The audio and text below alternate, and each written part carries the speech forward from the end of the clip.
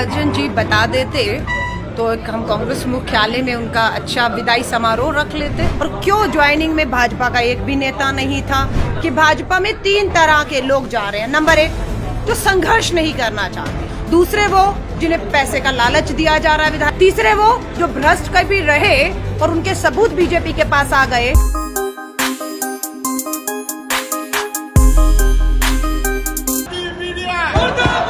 अर्जुन जी बता देते तो हम कांग्रेस मुख्यालय में उनका अच्छा विदाई समारोह रख लेते, है ना। वरिष्ठ नेता थे, क्या हुआ क्या नहीं हुआ ये भाजपा अब जाने और वो जाने कि क्यों हिमाचल नहीं दिल्ली जाना पड़ा और क्यों ज्वाइनिंग में भाजपा का एक भी नेता नहीं था। क्या है वो बेहतर जानते होंगे, पर हम ये जानते हैं कि भाजपा में 3 तरह के लोग जा रहे हैं। नंबर 1, जो संघर्ष नहीं करना चाहते, जनता के बीच में खड़े होकर बेरोजगारी महंगाई जैसे मुद्दों पर सड़क पर संघर्ष नहीं करना चाहते, वो जा रहे हैं आराम से सत्ता की तरफ।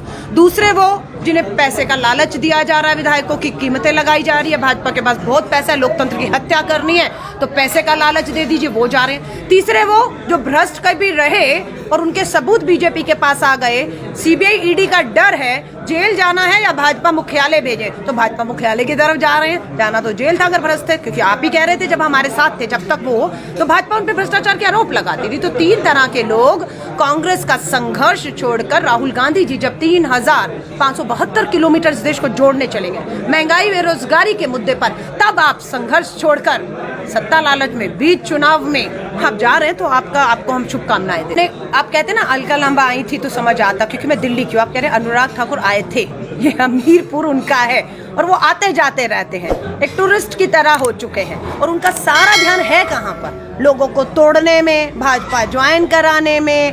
विकास पे ध्यान दिया होता, वही मैं आपको अभी अखबार की कटिंग दिखा रही थी। ऊना से हमीरपुर रेल चलेगी, 1 रुपया, कितना? 1 रुपया, 1000 रुपया। वाह, कुछ ज्यादा दे दिया अनुराग ठाकुर जी, 1000 रुपया ऊना से हमीरपुर रेलवे के लिए। तो बेहतर होता अनुराग ठाकुर जी, आप अपने ही हमीरपुर जिले की 5 में से 3 सीटें हारे ना होते।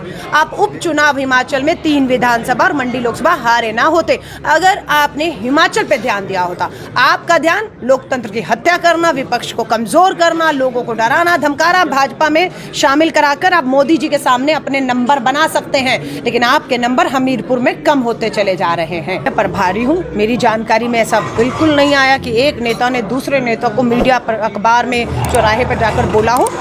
अंदर आवाजें बिल्कुल लोकतंत्र है, स्वाभाविक है, चर्चा हो रही है, अपनी बात को हर कोई मजबूती से रख रहा है और उसका हक भी है कि अगर उसने जनता की सेवा की है, उसके बीच में रह के संघर्ष किया है, तो उसका हक है और वो अपने हक की आवाज उठा रहा है, जिसे आप विवाद कह रहे हैं और हम लोकतंत्र कह रहे हैं, और जो सिर्फ कांग्रेस में है, जो कहीं और नहीं मिलेगा। भारतीय राष्ट्रीय कांग्रेस के राष्ट्रीय अध्यक्ष का चुनाव हो रहा है, नामांकन हो रहे हैं।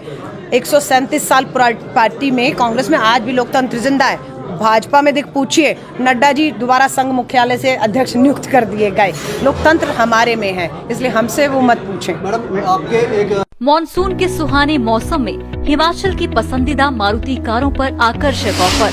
चुनिए नई ब्रिजा, डिजायर, स्विफ्ट, ऑल्टो या फिर वैगनार। गोयल मोटर्स के जिला शिमला, सोलन, सिरमौर और किन्नौर के हर कोने में सेल्स और सर्विस का विशाल नेटवर्क। आपके घर द्वार पर सुविधाएं। मारुति सुजुकी की गाड़ियों की बुकिंग के लिए संपर्क करें 9317000172 पर। अगर वीडियो अच्छी लगे तो चैनल को सब्सक्राइब करें और अगर अंधभक्त हो तो निकल